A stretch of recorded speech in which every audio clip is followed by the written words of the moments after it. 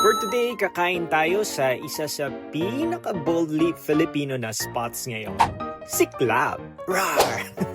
Filipino restaurant ito under the Bistro Group. And ito nga yung kauna-unahang Filipino concept nila. Pagpasok mo pa lang, ang cozy na ng vibe niya. Very Filipino, tapos very inviting din. At kita nyo naman, ang lalaki ng tables. Perfect to for groups kasi, let's be real, di ba? Mas masarap naman talagang kumain pagka sama-sama.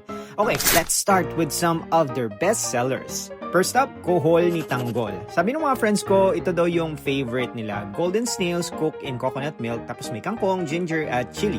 First time kong kakain ito, and I can say medyo acquired taste siya for me. Next naman, yung sinigang na bangus na bayabas. So guys, ito, hindi ako masyadong prepared, pero ang sarap ng sabaw. Tapos, ito pa, pinatisang fried chicken. Deep fried chicken naman ito na marinated in fish sauce and calamansi. Tapos, syempre, in-explore na din namin yung mga bagong items nila. Meron silang sizzling bulalo ala. Look at that!